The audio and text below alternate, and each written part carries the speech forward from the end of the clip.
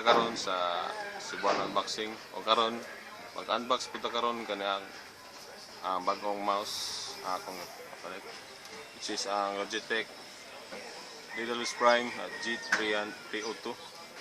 So ano siya ang mouse, gaming mouse gikan sa Logitech. So ano yung mga features na si tracking, responsiveness, glide, and durability. So, what's in the box? Mouse mismo o mga user documentation. So, sa batong giwat, ato na yung unbox. So, ito yung unbox. So, open.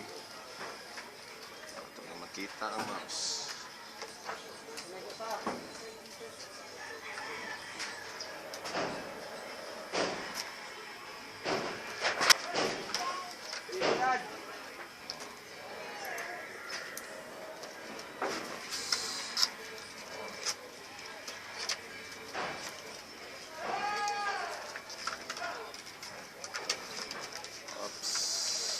Ay, so mauna yung wala na, sibo.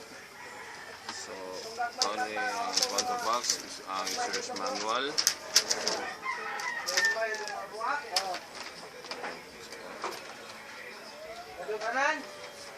Ini Logitech G, ilang sa packaging. Wala na. So mauna ang mouse mismo. Ganun pa.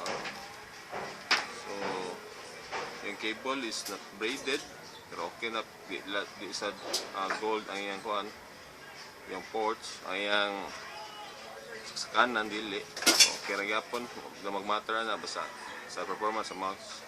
So mao ni siya ang Logitech nga 302 Daedalus Prime.